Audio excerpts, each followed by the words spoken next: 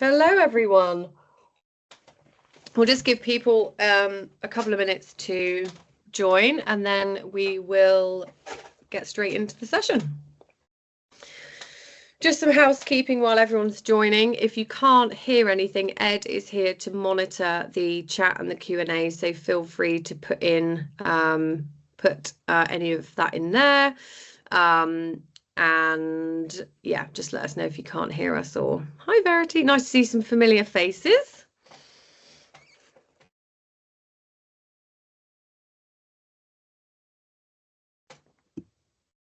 Right. Let's give another minute or so.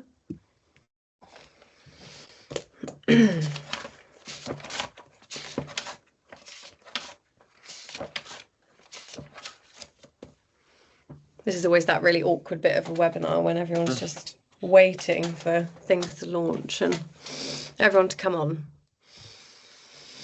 Finishing their cup of tea, maybe? Yes.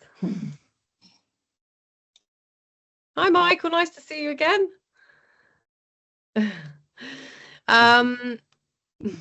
I think we'll get started.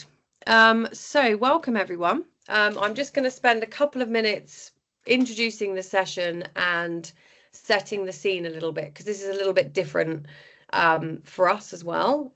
So we're going to be inviting and welcoming questions through the whole session. So in the moment, we feel that obviously we're going to be talking around culture. It's quite a raw, emotive subject. So we think rather than waiting till the end of the session, please feel free. And I know people can be a little bit shy in these types of sessions to put their questions in, but this is your opportunity to ask two amazing people their opinion and perspective on the things we're going to be discussing. So feel free to chuck questions in. Ed is going to be fielding the Q&As. So nice to meet everyone. I'm Brooke. I've been the MD of Broadly Speaking for 2 years. We're a sales and marketing agency, and I've been with the business for a total of 12 years. And something that I've really been thinking hard about is our culture, our people. We're a service-driven business, and we're nothing without our people. And as a lot of you in the room will have done, I've read all the books and everything, but actually I'm really keen to learn more about everything to do with culture, because I feel like there's so much noise out there and there's so many opinions and perspectives. It's so hard to think, how does this relate to me? So I thought, why don't I do a wacky thing? Rather than having a behind the scenes conversation with two people that came into my mind when I thought about culture, and that's Helen and Justin, who will introduce themselves in a moment.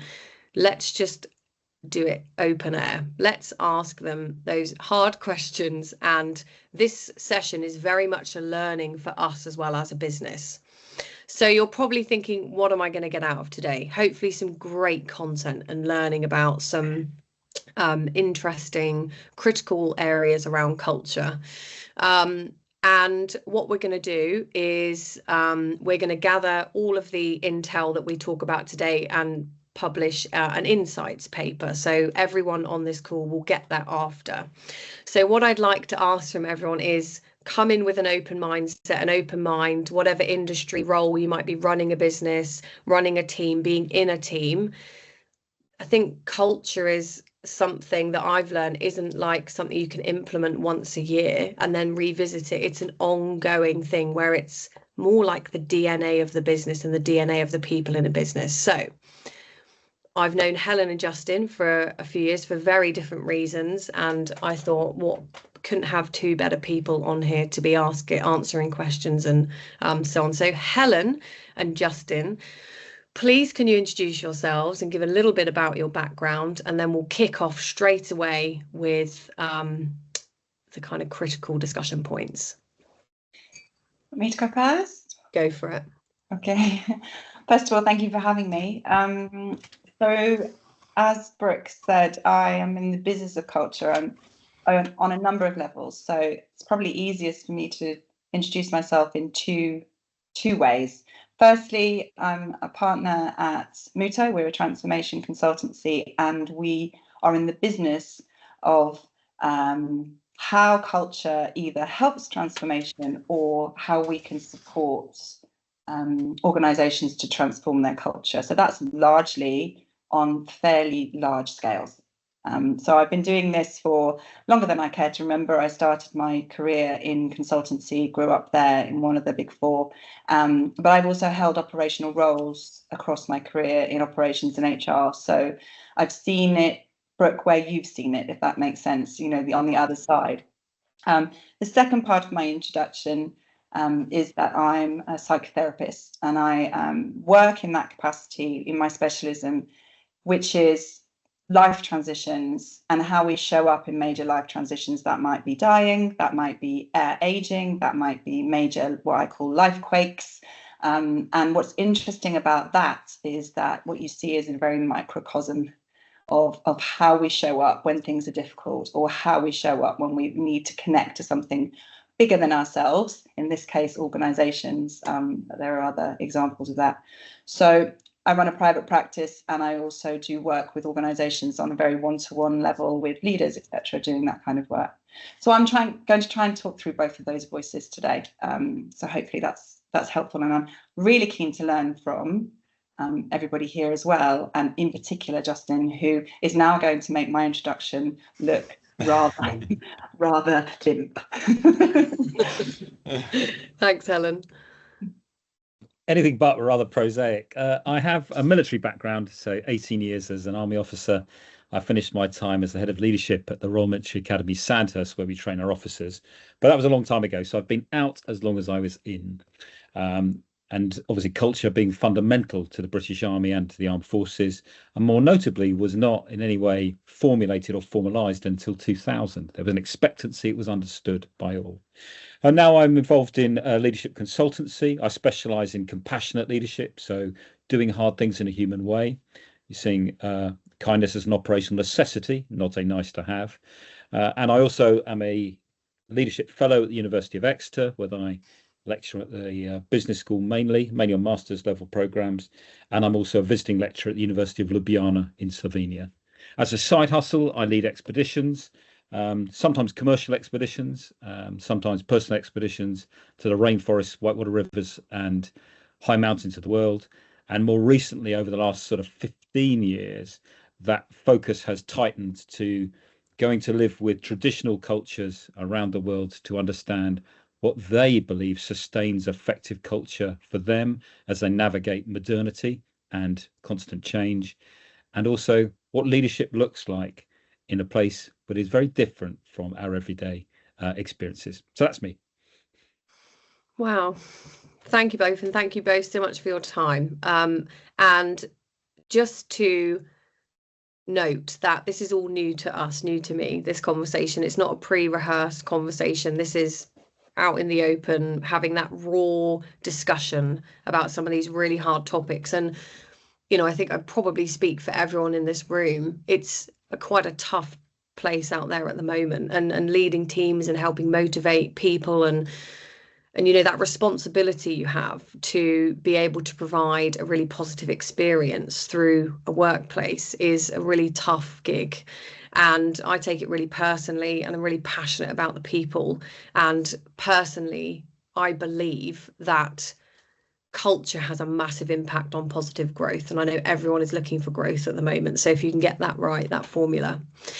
So first question, it's going to be a bit of a panel. I just want to know, what does culture mean to you? And whoever wants to go first. Do you mean me personally, or my understanding of culture? So your understanding of, what is your understanding of culture, you personally, your understanding through your experience? So culture, can I go, Justin? So culture to me is like the mist in between everything and everything. And that's not me trying to dodge the question, because it's what we can't see largely, but it shows up in everything we see. So you and I have spoken about this, Brooke, a couple of times. You know, posters and cultural aspiration. That's not culture. Culture's not on a mouse mat. It's not on a poster. It's not even on the kind of set of behaviours we set for the organisation if we've got that far. It's in every decision. It's in every interaction in a corridor if we work in a corridor, if we work together. It's in how reward is set. It's in, you know, what happens if I raise my voice and say something that is, you know, or talk against something and challenge it. It's in every single interaction. So it's both hard to see and everywhere all at once. Mm-hmm. How I would describe it. I mean, we've scratched the surface there, but that's what I completely agree. It's like nailing jelly to a tree. And I think the ability to define it or identify it in a specific format, even in a specific location or organization, is almost futile. It doesn't mean it's not worth trying. For me, it's a purposeful engagement with a set of behavioral standards that are clear to the individuals who have come to an organization in a manner that helps inform the decisions they make. As Helen said, every minute of the day, but perhaps most importantly for me, when no one is looking and no one would know. In other words, it matters enough in itself that people go, no, this is how we behave around here, and I want some of this, and I can do it when it's hard, but I'll do it the human way. I don't believe you can outsource it. I don't think you can manage it by algorithm, and I don't believe you can throw money at it because it requires time. It's knotty, it's frustrating, it's very difficult, and it's related to but not identified fully by ethos, or the idea of collective character or spirit of an organization, as defined, experienced and felt by those within and those who interact with it. That'd be my sort of first starter for 10. Actually, can I just add to that, Brooke? Because one of the things that you've prompted me to think about is, and I know the title of this and the intent of this, we're going to get into what happens under pressure, right? But it is, in fact, love what you said, Dustin, about when no one's looking. I would extend that to say it's what the muscle memory of the organisation is. So when we're under pressure, we will all act from our patterns, right? Our own personal patterns. But we will also act in the collective memory of what the culture is. And spoiler alert, it won't be what's written on the mouse mat. So that's when we know actually what the baseline of culture is. When things I think that's really interesting. I'm just trying to pick up, because what I think we'll move into the pressure and the complexity and everything as we go through the conversation. But I think a couple of things that both of you just touched on. I think, Justin, you mentioned the word human, you did, Helen, people, spirit. So just touching on that a second. So we see culture directly shaping our sales performance, right? When we feel like, I would say, motivation's high, passion's high, performance is really good. So I think it's some research. I'm not going to sit here and recite a load of stats, but it is something that a lot of failed businesses, if you look out there, and I've done some research, cite culture as the core reason for collapse. Okay, so are people, our leaders, our businesses putting too much faith in strategy and decks, like you're talking about mouse mats and throwaway PDFs that people, and not enough in people? What's your perspective on that? I mean, let Justin go first. I think the first thing is we are what we measure, and we are proportionately, our people will do that with according to the time and space we allocate to something. And it's very notable that if we want somebody to understand and then apply a specific technical skill, particularly if it's mandated or regulated or subject to our own governance, they will spend an awful lot of time doing it and they'll be fully examined. But because culture is not examinable, it's not something where there is an auditing framework, even when they look at how we audit boards to be appropriate and suitable at PRA and FCA level. We seem to think that an hour here or half a day there or an away day once a year means that the culture that we aspire to will happen. So I think there's a major mismatch between how we talk about it and then how we would, in business terms, invest in it.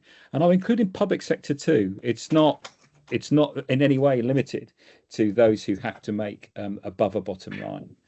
And what that means is, I think hadn't put it so succinctly, is there is so much spent on wall art and the idea that culture is corporate communication. It's often outsourced to consultancy, rather than two things happening. One, for me, culture has to be not only aligned with strategy, but directly formed to support strategy, therefore it evolves, but it cannot be created in absence. In other words, if it's over there rather than within the hands of the CEO and the COO, it will not do what we require. So for me, impact comes from investment in, and that means time, space, and an understanding that it's messy and that no one can give you a neat flow chart to make it work. That'd be my sort of starter.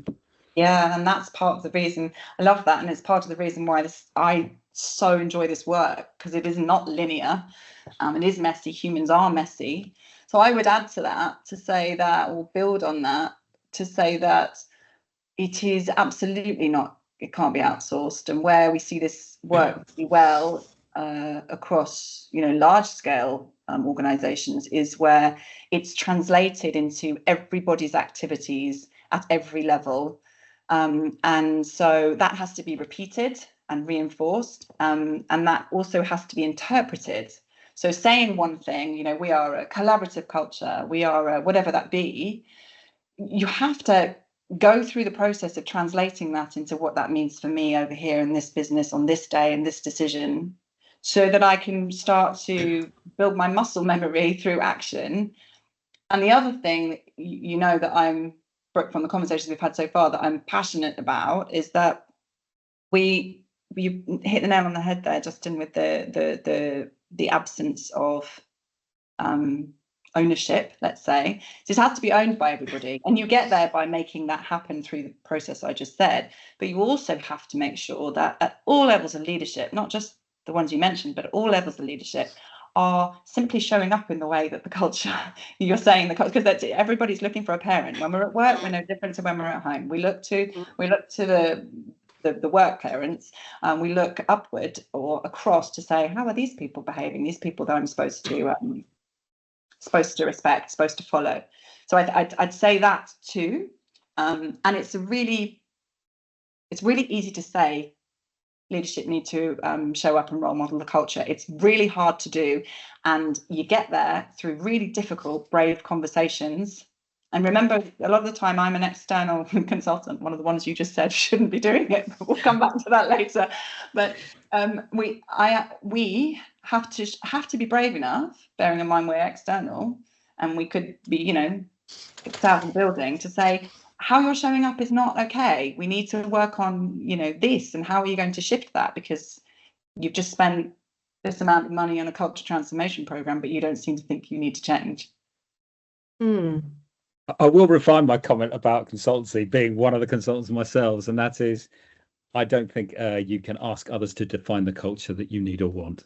You can, of course, have facilitated support. And I think part of it also is culture can't be done to other people. So there was an inscription on the forum in Rome from the 1st century BCE. And it describes a senator running from the Senate and his fellow senators asking him, where are you going? And he said, I'm going to follow my people. Why on earth would you follow your people? So I know where to lead them. And a sort of a telling idea of listening to understand at a conversation. I think culture is part of that. And that idea of translation that Helen spoke about, I think it's really important. So there's architects of culture, that in whatever sense there is, but someone's got to translate that to meaningful everyday activity so it is done. And there's this idea of identity leadership, so Alexander Haslam, Stephen Reichter and crew, where they talk about, well, you need to reflect on the culture that is wanted by the people around you.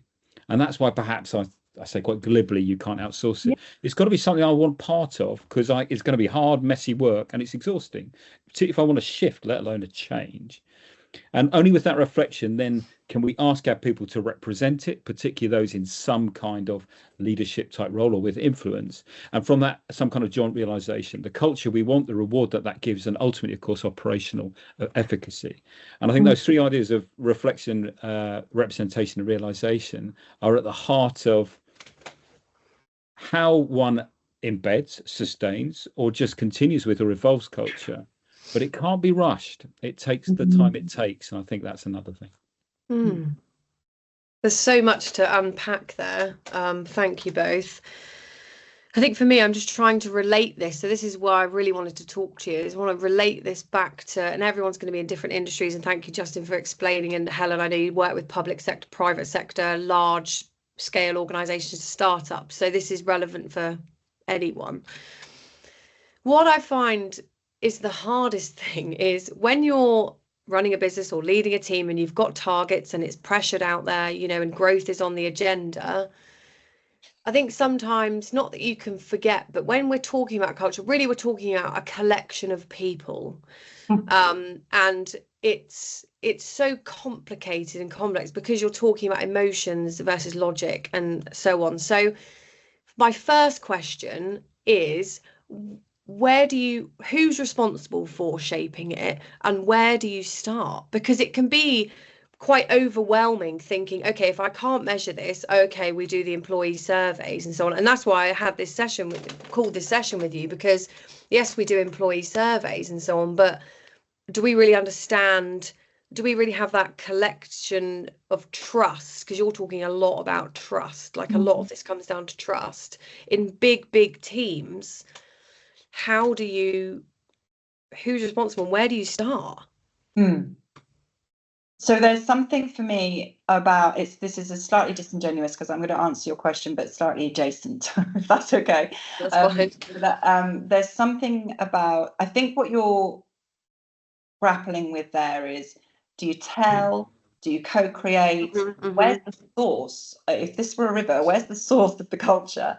And that is a really difficult to get right, because you can't, as Justin said, impose company culture, organization and culture on people. And you already have one, right? I mean, I've worked with Broadly Speaking for 4 years now. I can feel it, I can smell it, and I know what your culture is. You already have one. So, and there'll be one wherever, even in a startup. And I've been in 3, perhaps 4 startups now. The culture starts from the founder, and you can't get away from that. So first of all, you acknowledge what's there. And people have joined because they've seen something in that resonates for them, or maybe they haven't, maybe they've just joined because they did a job. So you start from there and you build out from there. But you also can't, and founder-led businesses is a good example of this, you also can't really move that far from the core. You can expand upon it, but you have to what's the word, acknowledge and recognize what's sort of fixed, and then people make a choice. I want to be here, I don't want to be here, and then around that it evolves as a sum of all the parts. And the reason I mention that, and literally if you're a 100,000 person global organization, it's not going to stray that far, because it can't, it has to stay somewhere. But in a smaller organization, a bit like yours, the simple way of doing this is to say, why do you stay? What do you believe in? And where's the intersection of, because we're all driven by wanting to belong, right? Whether or not. When we're the tiniest babies, developmental theory will tell you the first thing we do is look for someone else, and we don't even know there are other people there, and we're already looking. So we want to belong, and in belonging, we also there's a sort of, we have part of the equation, and the organization or the other person has part of the equation. Why am I here is different to why you are here, and I think you have to negotiate those conversations to say and to see how you layer your culture up, what you choose to take on, what you don't choose to take on. There has to be an intersection of, if you like, the baseline and then the people that choose to be there, because ultimately you're asking people to, you personally, Brooke, are asking people to believe in something. That's why they come, and that's why they sell, and that's why they do smashing work, because they believe in it. So you have to allow them a bit of wriggle room to attach their purpose to your baseline culture, and then it will evolve. But you don't start with saying, we would like to be this culture. No organization starts there. I don't know if I've slightly gone adjacent, but it was what was coming to me when you were talking. No, it's really interesting. I think that idea of evolution and what's there is at the heart of it. And too often it's here's a bright, breezy organogram, normally with a bald eagle flying across the Grand Canyon and some inspiring meme. And now we're going to go to new culture. And of course, it's just bullshit. And we all know it is. And we don't buy into it. Now people are frustrated and we still have the same KPOs every day. And so people pay lip service. And it gets even worse when they're tested on it or are asked to repeat it. And that idea of, I love that idea of the core, because also that means if you want to continue to espouse the culture that you have helped create or anchored, then you damn well have to model it. And that means taking some hard decisions or making sure people understand it matters enough. And I suppose that's really espoused in that expression when Lieutenant General Philip Trousdale was interviewed by the Financial Times in 2003. He was asked, what's the secret to leading great culture? And he simply said, drink more tea. In other words, spend time having conversations without an agenda to truly understand what it is your people appreciate, as Helen said, want, aspire to, and actually what they value in the organisation, particularly when under pressure. Translating in my terms, that meant that I looked after 153 soldiers. Clearly, we had the equivalent of KPOs. It's not the dream environment that people think it is. And we had to work to certain standards and with a lot of resource limitations. But 2 times a week, if not 3, at 6:30 every morning, I picked up a broom or a mop and I mopped the line, so the barracks corridor for my company, with my cleaners, who are all contractors, simply for the reason that they were often the spouses or girlfriends or partners or daughters of my soldiers. And culture is best understood by those who are next to, entwined with, but not really formally part of. And I also was very aware that the first thing I would do if my lines were not clean was complain about people I'd never met. And I think that idea of, if we want to influence it, how are we thinking? Are we doing what only you can do? And I think particularly for senior leaders, if you're always reaching down and doing someone else's role, invariably there is something you are not doing that no one else will do. And that is often reflective, immeasurable, does not have a direct and obvious tangible return, but is absolutely priceless in terms of its impact on both the personal and organizational level. What I love about what you said, Justin, just to come back in on that, is it's essentially a dialogue. Culture is a dialogue. That's the quickest and easiest way to describe what we're both sort of saying from different angles, which is it's a conversation. And it has to come through, you have to allow people a certain level of intimacy. I use that word a lot in therapy. It sounds weird in a corporate environment, but by intimacy, I mean what you described, which is getting to know how things are and who's around you and how you operate. I think that's really interesting. And from what you're saying, it's made me really reflect on the journey we've been through over the last few years as a business. So we've gone through a significant leadership change. So where the business has been going for nearly 30 years, our founder and director has stepped back and I've come in to the business. And one thing we were talking about when the succession planning discussions were going on was we don't want to lose the DNA of the business. You know, why Hilary started this business and that passion behind it and what she was looking to achieve is still very much. So when you talk about the core, I see that as that's the central driver, but things are going to be different with me than Hilary. So that's where I think it's been a real learning curve where we're very different, as in, yes, we're similar in some ways, but we do things differently. And I think one of the things I was thinking when, you know, came into role and before that, you know, how am I going to do that the same and emulate the same?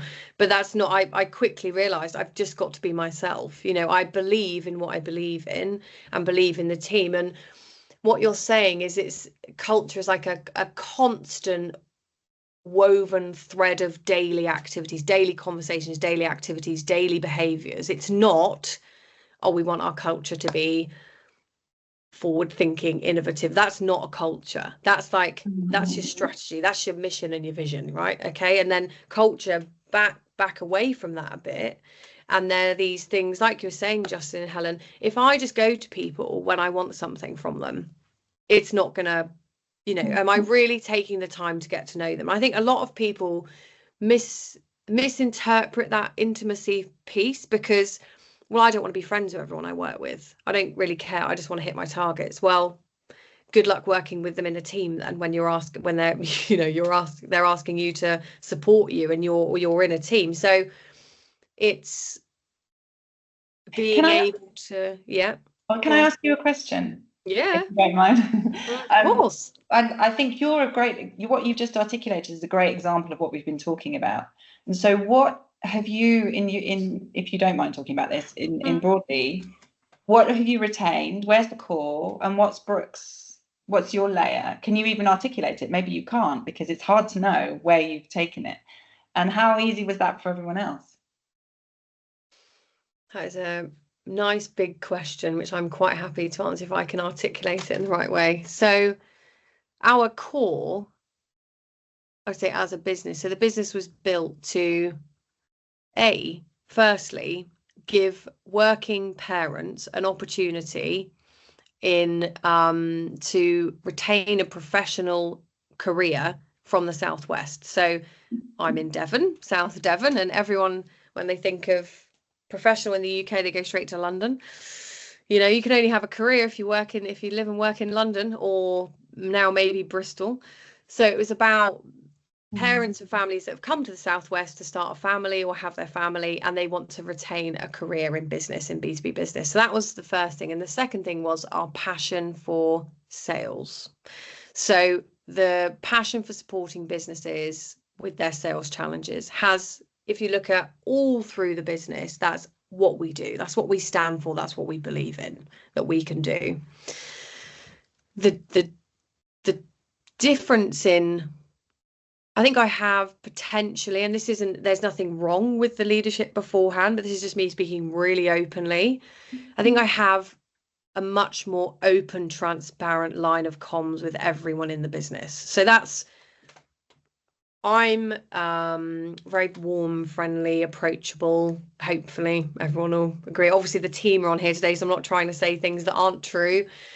And I want people to be able to be honest with me. That's the only way I can help people. And that's me. I take on people's energy and I can feel it when it's not, I'm a feeler, not a thinker really. I can feel it. I can feel the culture. So I can feel the energy. I can feel when someone's not quite right. And that's what I have to be able to tap into. But I have to get to know someone to be able to do that. I do find that hard sometimes because not everyone is as open book as me. So you have to find, so I think my biggest challenge was adjusting the way I work with people to how they want to work, not how I work, not how I pick up on things, not how I feel things.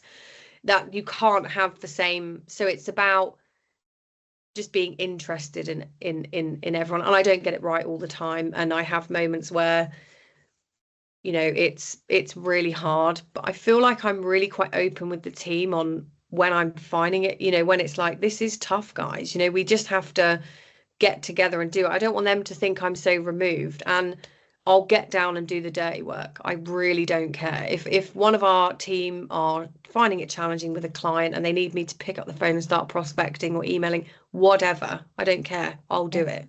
We're a team. So I don't know if it's like, that's a bit of a different, I think I'm less removed from people. Yeah, so what I heard was that there was an intent and a way of a wish for how the organisation, why it existed, and why people chose to show up. And you've got part of that, but then you've also got what's important to you, which you've layered on. I don't think they're compatible, in my opinion, and actually it's a really good example of how you have a dialogue. You personally have had a dialogue with the organisation, and but you're a leader, so you've shifted it there. So then one of the things I was going to say is, what your culture is when you have to do something fast in a crisis. And so do you think, if you stress test that, what you've just said, your culture, there's a crisis, do people show up? Do you show up in the way you just said? Open communication, getting stuck in. Yeah, I'd say it's never perfect. Who does have a perfect culture? I'm not going to sit and be like, we have it worked out. Yeah, I think we have a fantastic team. I love our team. We have ups and downs. And I do feel like we are together on that. And it has been stress tested because we have been through change. We have closed departments, lost people. You know, in the last 2 years, if I look at change that's happened, this is one of my questions. It's really hard when you feel like you're in a, you know, when you feel like you're in a rhythm, you're in a really good groove for 6 months or whatever it is, and everyone's firing on all cylinders, everyone's turning up, bringing, you know, their best selves to what we're doing. And then you have to make, you come up against a big challenge. I don't know what it is. You lose a couple of big contracts or whatever, or something goes on in America, and you know, it completely puts a spanner in everything. And then there's usually a bit of a delay between what happens globally to what happens in a business, isn't there? There's usually a few months before it then has an impact on you. Or it's something you're doing internally that you need to, you know, improve. Then it's like, okay, how do I make sure, because I feel very responsible for everyone's livelihoods, everyone's careers, everyone, you know, that's where it gets hard. And it's doing those, having those hard conversations, having to do those horrible things as a leader, when you think, God, this is, you know, I used to think very naively, God, I can't wait to, you know, be a leader and grow into a leadership position. It just looks so great. If only I knew what I knew then. It's really tough, and I take it quite personally. That might just be me, other people might, but it is hard when you're sat there saying, look guys, we're together, but then I'm having to make someone redundant or whatever it is, you know, that's just the reality of it. And then it's great when you're growing and you're hiring new people and you're working out if they're going to fit within the feeling and the culture and how things work within the business. And what I find is the trigger, though, the signal for us is it's much more obvious if someone doesn't fit in than do fit in. And I think that is the signal for me to know that, okay, if I'm feeling like someone doesn't fit in, surely the rest of it is, you know, as on point as we can get it, kind of thing. I don't know whether any of that makes sense. I'm just rambling because this is not my area of expertise. So I'm finding it, yeah, it's quite reflective, actually. I thought you were, as you brought the situation, I thought it might be helpful for people to hear how you've grown it. And I love what we do. And when you talk about, sorry, Justin, when you talk about the founder led, so I'm so passionate about what we do. Like, there is no personal work with me. It's just all one. And that's just me. I've always loved it. The second I walked through the door 12 years ago, that fire's just got more. And then sometimes it's easy to get frustrated. Like, why doesn't everyone else feel like me? Why isn't everyone else as excited about this as me? But that's normal. That's okay. Like, if I asked everyone in the business, what's your perspective? What's your understanding of culture? Why do you show up at work? Completely different. And that is fine. And that's what I've accepted. I don't care if someone wants to come in, do 9 to 5. They do a great job. They don't want any, they're not interested in being a director or a leader. That's great. That's just as important as someone who wants to reach for the stars and then they leave after 3 years because you give them that stepping stone and you think, wow, that's brilliant, they learned that from us, you know, rather than getting annoyed and upset. Like, I know it's really easy to do because you take it to heart. I want Justin to speak because I've talked a lot. Not at all. I was just going to lead on from what Brooke said, in as much as John Amici had an expression, warmth is not the death of accountability. And that idea that leadership comes with a cost. It's an intimate process about quality of connection, and building culture is at the heart of it. And that means it can be exhausting. And that's another thing in terms of how do people have the capacity. Definitely rituals, symbols and motifs help. And sometimes there's a clarity of intent bound with that quality of connection, and the binding, that moral glue that keeps it together is I think the culture, which is, as Helen, you first described, it's almost intangible. We can feel it. We certainly can't put it on the wall in a clear, definable way because it's everyone's individual experience. But I do think there are things that cut through it in each organisation or community, because that's what we're talking about, communities, that made people identify or found themselves on the edges or beyond in the outgroup. And I spent some time some with the Cognacs are the former headhunters in northern India. So not recruiters, but people who hacked people's heads to bring power to the village, and stopped in the 1960s. And I went to live with them, and I was to interview the last remaining face tattooed warriors. So if you took a head, your face was tattooed by the Queen. There's 14 left alive. And one of the things for them was something that bound everybody together in a similar idea. And it was the idea of Mat Kappu. It doesn't translate that well, but for me, they managed to somehow summarize culture in a word for them. And it just simply means standing for the truth of things. And before it's both noun and verb. So before any decision is made, whether by child or king, no matter how small or how large or strategic, you do matcap, which is you consider and reflect, when I have made this decision and begun this thing, will I be standing for the truth of things in two ways? And one is, will I be standing for the truth of our community, our kingdom? And will I be standing for the truth of me as a person? Because they are not divisible. They're inextricably linked. And it was just a really powerful idea for me, that how that idea of, before I do this, and that means you must have time to reflect on that impact of standing for the truth of things. And it really cuts across everything in terms of practicality, because it's a question before rather than a measurement after. And that's not bad for an organization that spent 400 years without any kind of peace, attacking the other 6 kingdoms, and who still have trenches and watchtowers around their part of the high mountain forest today. And the other thing that bound that together was one other idea. And if you asked anybody, and I'll use Nagampe, who was a headhunter's widow, what is the single most important thing to keep your culture alive? She said kindness. And she said, if you're not kind, why would I ever find time to listen to what you have to say with your king, queen, man, woman, or child? And so that idea of, and I need to see you as a human first, and someone who's prepared to connect with me on a meaningful way. But that does not mean I don't accept you will make hard and tough decisions. And so doing hard things in a human way was that other underlying principle to keep Mat Kappu alive. This is going to sound rather lame after that, but it's similar. It's a segue, which is, I think you're absolutely right. And I think it's a really good reminder that we're passionately dismissing the mouse mats and the t-shirts and the posters, but you have to have something to hang your culture off, and which is a little bit what I've taken from what you've said, Justin. And I worked in a startup organization. I'm old enough to have been in the dot-com era, part of the dot-com boom, and we at that organization I was in, still around today, still has the same 3 words that everything hangs off. They're English and they don't sound as cool, for sure, but we judged everything, every decision, every hiring decision, every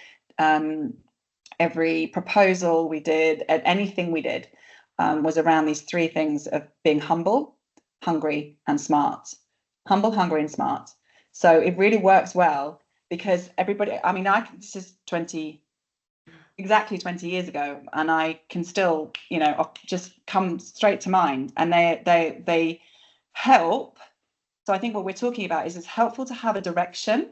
Then you have to give people latitude around it.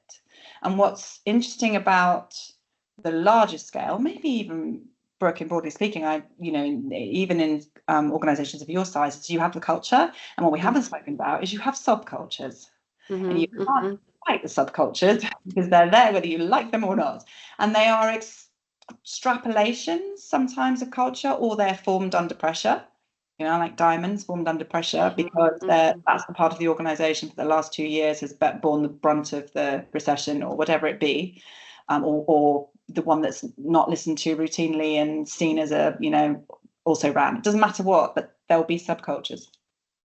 You can't ignore those. You have to get in the room with them, get rid of them. You can actually allow them to flourish, as long as everyone's coming back to, as you said, Justin, the core and the central. So I think it's important. It's almost like a dancing around a maypole. You can kind of stray this far, because some of those cultures really work. The subcultures really work. Do you want your procurement department to be highly critical? Yes, you do. And if your culture is can't stray too far from that. But if your culture is that we're I'm trying to think of something counter to critical, but we're kind of expansive and ideas first, and you have to find a way to marry those, but you also have to acknowledge they're there. And secondly, you also have to acknowledge that everybody will have a different reason to sign up for the culture. Related. I mean, you and I have spoken about this. In my therapy practice, I work a lot with meaning making. And that's how we go in the world. We're always looking for meaning. Like, why would I do this? What's my motivation? What do I get from it? How does it fit with my values? All of that stuff.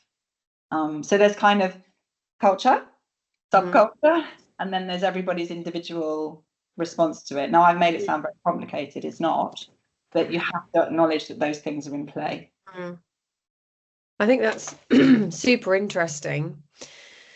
And you've both talked a lot about trust, humility, kindness, and it's a bit of a negotiation. So you've got this core, you've got the DNA that's woven through everything, and then you've got your, as your leaders who are directing and providing that guidance, and then you've got to find out what's driving everybody. So what would your advice be then for people out there who are maybe leading big teams where this is a bit more complicated, a bit harder to touch every corner of those teams? What would your advice be with starting to, if they've got some, I think as a leader, you'll know if there's a problem with the culture. You'll feel that, won't you? You'll know either the performance is low, you've got high retention, you're not managing to attract great people. Maybe you've got a couple of great people, but you can't rely on them because if they leave, then there's a big gap in your team. Where would they start? You talk about those 3 words that everyone came back to, Helen. Like, how did they get there? How did they get to that? And how did they get the buy-in from everyone? I mean, those 3 words, back to my point, those 3 words were the list that the founder gave when we first started back in a flat in Soho. And why did you believe in it then? Great question. Why did I believe in it?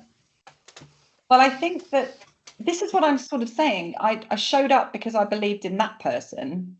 And then those values that kind of embodied what he was doing, I also believed in. I didn't always believe in every part of it, but they sounded right to me. Simplest answer to the question. So yes, I can't remember what your question was. That the question you asked me? Well, yeah, and I'm just trying to think. I'm trying to piece this together because for us, as well as I'm trying to overlay this with the wider piece, the broader topic. So there's a lot of, I think, leaders out there who think they've got a toxic culture. This might be controversial, what I'm going to say. So you can quote me on it if you want. Should they be doing some introspection and looking at how they're behaving and how they're the top of the chain? Because there's lots of businesses out there who some might say they've got toxic cultures, but they're growing, they're doing amazing. Why do they show up? I don't know, maybe it's money or whatever they're only kind of guided by in life. But when you've got someone in that leadership position, so you might be a CEO of a business and I don't know, in your sales team, the sales director isn't living by those behaviours. It's not an easy thing to pinpoint and bring somebody up on. Do you know what I mean? In an appraisal, it's, you talk about, Justin, about not being able to measure these things. These are like behaviours. These are some of the softer, intangible things that are going on, but it's having a major impact on the team's morale, the business. How do you go about trying to do that negotiation piece with someone who maybe doesn't want to negotiate? But I'm not sure if that individual is not demonstrating the behaviours that you require, that it's a negotiation. And at the heart of it is precise. And it's normally not that hard. I think we talk ourselves out of those conversations because they're difficult for us more times than not. We know when they're not right, and that individual knows when they're right. And I do really adhere to the standard you walk past is the standard you accept. And so if that individual is really successful in terms of the revenue they bring, despite the fact that actually for the future, in terms of the people who will follow them and will emulate them, or for the damage done, because we're so short-termist, No, it's just not acceptable. And we have those conversations. And there's this idea of moral considerableness that if you always come out on top and you never lose in some sense in the short term commercially, you're probably not living the culture that you say you espouse. In other words, you must make decisions that have a short-term disadvantage because it's who you've decided you are. And that means at some point there's a line and you need to show where it falls. And I have, yes, I have. It's not that they're not difficult conversations, and they are highly subjective, but the conversation needs to be had nonetheless. I absolutely wholeheartedly agree with that. I would have said exactly, well, not exactly the same. I would have said exactly. I would have started there. That, you know, if you're a leader and you know that somebody in your leadership team is not but showing up well, firstly, that's a behavior that should sit within the formal performance. Your behavior should be somewhere within performance architecture. This is what I was talking about earlier in terms of what we would call whole systems, which you have to reflect your culture in all elements of your organization. So how you recruit, how you reward, how you measure people, I'm talking about. So that shouldn't be a surprise to anyone. That conversation it should already be knowing that conversation is going to happen. However, I have worked in recent years with a very large organization as a client organization in the trading part. And I think this is where your question was sort of started, Brooke, where you have money-making people, successful part of the business, it's the engine of the business. So everybody at that point, and I wholeheartedly agree, I love that quote about, you know, what you walk past, that shouldn't be allowed. It is generally. People do pass it now. What I'm going to say, though, is that interestingly, obviously, we were there in a consulting capacity supporting. Interestingly, a large program of transformation was getting larger and more expensive by the month because we couldn't embed the change we needed to embed. And the reason for that lived in the problems within the culture. So do you see the dilemma? In one element, very successful, but you can't. It doesn't hide. Can't hide from it eventually, if that makes sense. So we felt the ramifications in the work we were attempting to do. So you almost have to stop. I mean, I wasn't at that point. I didn't have the permission or wasn't brave enough to say, shall we pause this entire transformation program whilst you sort out your culture? Because that wasn't, was a career limiting move at that point. But, you know, I think we often think we're being successful, but then over here where we're not looking is it's muddy and it's hard because of those things, because there isn't enough. Yeah. I'm just going to add one thing to that, because it's a one-liner, is so many of the organizations I work with say culture will follow our strategy. Let's make the strategy clear. And time again, I say, well, you need to make sure you have the culture embedded that is healthy and fully understood and being before you try and implement the strategy. And what Helen describes is invariable. It is not successful at best, and that's often being kind. That's how you measure success. If you're measuring it on top line numbers, fine. But, you know, there's other ways to measure. Yeah. Again, someone put in the chat, thank you, around accountability, taking accountability for actions and behaviors and so on. I think that if that isn't what you meant, feel free to point it out. So I just think it's just listening to you, and I think this is where we're going to summarize everything and take some threads from this, because it's all building that trust and having those negotiations and dealing with having these hard conversations. Like, you take that's in your job spec. If you're a leader, you have to get comfortable being uncomfortable. And you know, it's not comfortable talking about these things, is it? Because you're talking about people, you're talking about things that are, you know, living humans.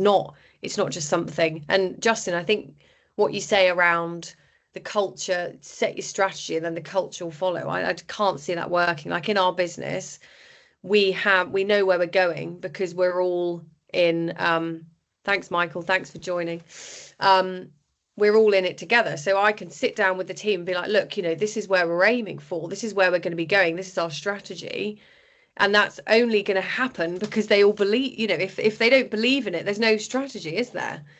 You have to give someone, because that's something we've done recently, because we've been in the thick of it. It's been, it's been an exciting yet tough 18 months. We've been learning rapidly as a business together. And one thing we've had to keep drilling down to people is like, you need to prepare to fail. Like, we're going to get things wrong. We're going to have to, do things together. And with all AI and technology, and this is something I know everyone's talking about, but I do want to come on to it because there's a lot of noise, and I think people are still feeling threatened in their roles, because there's this uncertainty around.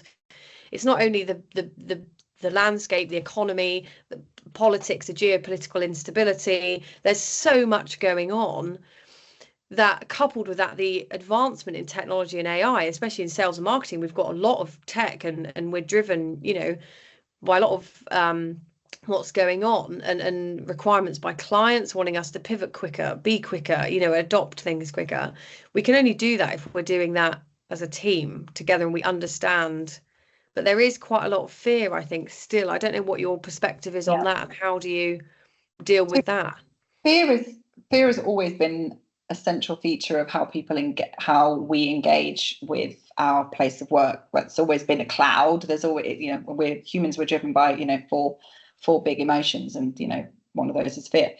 But there is, I absolutely, I believe this. We've talked about it before. I absolutely believe that the scale of uncertainty and shifts, and the pace of polarization, and all of the things we can see outside of corporate, nothing's outside of anything, but kind of outside of the corporate agenda, and then you bring in things like AI and rapid technology. So I will just come back to what I said earlier, which is, and I'm a leader myself, so listen, I'm not saying that I'm not piling it all on leaders, but what happens when we're scared is we look for our parents. We're not. We look for that stabilizing element, and we look for guidance, whether we like it or not. We look for guidance, and the biggest job, I think, in this environment as a leader is to give the clues about where to focus. So dream big, focus here. It just helps bring the guardrails back in for people, and so that, in answer to your question around how you lead around that and how you linking culture into that, there'll be different levels of focus or different areas of focus depending on what your culture is. For us, as you know, we're indexing very heavily and experimenting on AI as an organization, and we've had to put in those guardrails so that we don't all get completely distracted. So we've said, go and play, but here are the areas we really want to double down, and if there's a question mark over where to spend your time, spend it here. You have to do that, otherwise it can feel very fluid. Maybe that's chaotic. Not right. Yeah. Chaotic, I think. But the other thing I wanted to say on that, which we have to acknowledge, and it's come to me through this whole conversation, is we are all human beings. And my psychotherapy work, I'm sitting in a room with one human being, and that person is terribly complex, beautifully complex, with so many life experiences and stories. And how we lean into a transition, culture shift, new strategy, global uncertainty, is informed by our personal experience of being in the world. And so you can't really homogenize culture. You have to recognize that everybody's going to come to it differently, depending on their own patterns, their own experience. So you have to allow people to drift a bit, not if they're exhibiting really poor behaviors, back to the previous one, but you have to allow them to find their place, because it's a very scary time at the moment. So fear is everywhere. It's not just Sort of moving on from that idea of fear, is therefore the counter is some idea of courage, and not the standing up and running shouting type, which is easy, done it, been there, done it, got a t-shirt. It's actually saying things that can make us unpopular, however temporary, with our peers particularly. And I always come back to Aristotle's definition of fear, which was finding the strength drawn from the wise balance between the twin weaknesses of recklessness and fear. In other words, do you understand the golden pivot point at which time you need to walk and forward slightly towards recklessness, as in personal risk, to say or do the thing that is required to reinforce the culture. In other words, it's not you all of the time, but do you appreciate when you must, because that will be a moment that has huge influence. And that is reliant on leaders to a degree. And by that term, I mean anyone who understands that they have influence and wish to exert it, not just that rested in sort of management authority. And when it comes to things like AI, I think it's a really good example of that courage on a smaller scale. You can be terrified of it, particularly if it's only there so you get more. Actually, if we consider AI to use to do some of the more administrative, bureaucratic processes, to free up time so that people can have real quality developmental and appraisal conversations far more regularly, both formally and informally, really understand where they go, their bosses understand what they need. That's brilliant. If you start wanting to do your PDPs by AI, then quite frankly, the race is lost. So even those conversations, they can go anywhere, but there's a real hope, and it's the humanity at the heart of it that Helen spoke about, because whether we like it or not, we're in a relationship business. We call it falling forward. It's a similar phrase, a similar idea, I think, of being able to fall forward into something, but with some knowledge that there'll be a catching at some point. And of course, what underpins all of this, and I'm watching for her face because I know she's dying for me to say this, Verity, what underpins all of this is psychological safety, because the fear, we're all fearful, but the permission to play, the reflectiveness, you talked about reflection earlier, Justin, the ability to say, well, if that went wrong, why did it go wrong, and what did we learn from it, with complete safety of knowing that you can really lean into those difficult conversations without for fear of blame. I mean, if we said nothing today, how you build culture needs psychological safety, and that's a whole other webinar, and not perhaps for today, but it would be remiss of me not to say it. Yeah. Wow, there's a lot to take in. I think what I'm getting from what you're saying, and I think sometimes we can put it on the team too much. Like, well, you tell me what you want. You tell me what kind of culture you want. And they're like, hang on a minute, I need some guidance, So it's up to the leadership to provide an environment where there is psychological safety. You can build that trust. You can have open, honest conversations. You can, and it's not going to be easy. I think all accepting that it's not going to be easy, but being able to deal with those tougher times together. There's like a lot of togetherness. And do you think I think we'll wrap it up in a second, because I know we've gone through a lot, and I just want to give a bit of opportunity if anyone's got any other questions. So when you're forming like a new leadership team, because that's another thing, isn't it? So you can have leaders in place that get it and they drive that really great experience, and then if you're building a new leadership team, maybe you're building a new department out or division, or a new CEO's come in or whatever.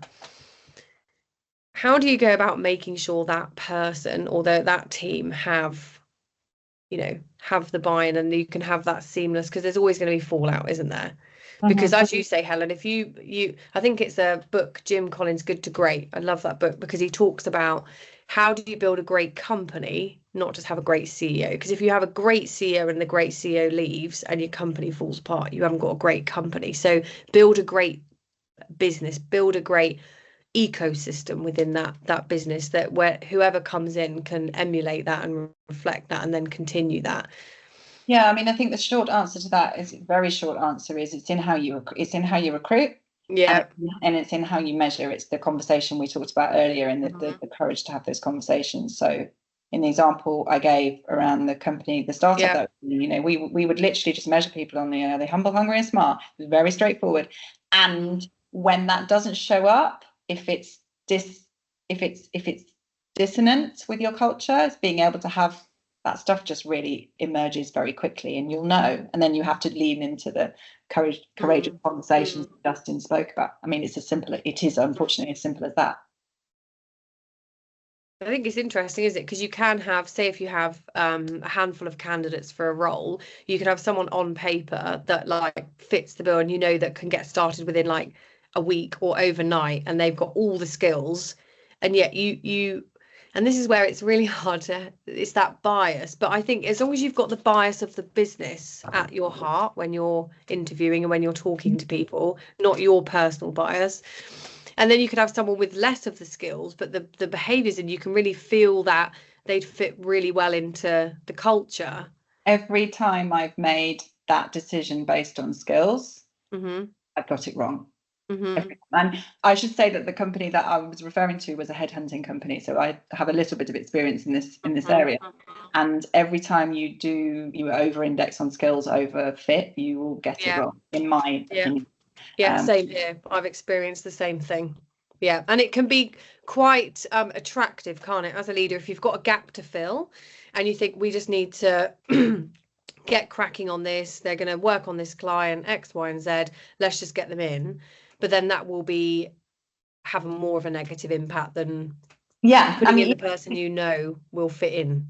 So you need to take the decision, well, not decision, but some of the thinking out of your head, because you're trying to solve a problem. You're not trying to find the person who culture fits. So my best advice: informal coffee with the person who's the most, who you trust most in the company, who's probably not a leader, is probably just somebody who's discerning. Informal coffee. Always take somebody for some food. Culture shows up really quickly when you have to deal with food and drink, in my opinion. Do people share? Do they not share? It's a really interesting, and that is the quickest way of seeing, I'd say. Just some thoughts on that. Well, only that the armed forces, particularly if you think recruiting to leadership, so commissioned officer status, if you know, the vast bulk of what is a very comprehensive selection is based on values and fit, because unless you're a doctor or a lawyer, we give you all the other training for the skills, because we cannot train you to want to be part or to make decisions that inform our culture when it's difficult. Our appraisals are very focused on values. The standards are almost a given. That's just a basic expectation. Why are we even having that conversation? It's the bit above and beyond, and that's really interesting in itself. It's also notable that of all the mandated tests, of which you can't be promoted or receive a pay increment without them, one of those tests are informal conversations about what the values mean to you and how you the troubles you have enacting them, enabling them in and out of barracks and on operations. They're always chaired in a non-hierarchical way. Nothing's recorded. There is no output or outcome. The only thing is, if you don't attend them, you cannot be promoted. So in other words, we treat cultural conversations as important as shooting, navigating, and signaling. That's amazing. And it's just as painful for the person recruited into an organisation where they don't fit, by the way, as it is for you. It's just as painful. It's all there. And really, I think really quickly. I should just say this, and I don't know if I can. It's not really a swear word, but Muto, one of our cultural mainstays, it's the last one on the list, but it's the most important one, is no arseholes. We recruit on that basis. We refuse to do work with clients on that basis. We decide yes or no. And it's encoded in everything we do, and we do call each other out on it, maybe not all as much as we should. But don't be. That's what I'm saying is, we shouldn't be afraid to call these things out, and because it is to the good of everybody that we're having that conversation. Now, it's a harder thing to say if someone doesn't agree. Being an arsehole, but that's another conversation. That's interesting, actually, because I think things like that. I'll wrap things up in a second. Things like that, where if you're under pressure to hit targets and grow as an organisation, and you choose to work with a business who doesn't align with your values, Justin and Helen, what you're saying, I've seen that can have a really negative effect on your team, and that can really quickly go downhill. So it's about not only aligning your values to those around you within your business and in your team, it's your clients and your partners and everyone. And that's where, yourself and Justin, I can confidently say, I completely, respect your perspective, your values in everything we've talked about. It just sings true, and I can just feel it. Thank you so much.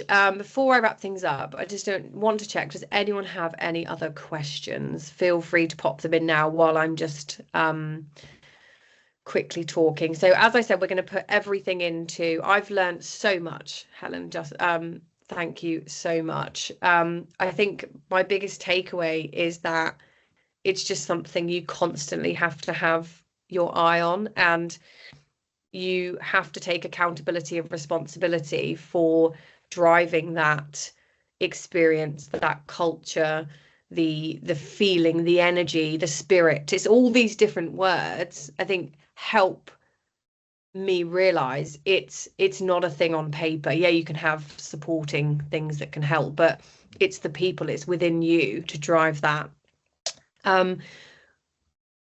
Oh, thank you, Laura. Hopefully everyone's taken something from this session of speaking to Helen and Justin. Just quickly, Helen and Justin, if you were going to give anyone advice listening to this and kind of your takeaway, how would you summarize it in a couple of words?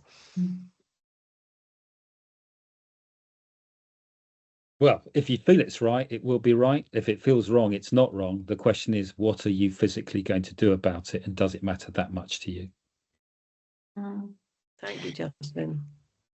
I mean, you know me, I can't say things in short form, so but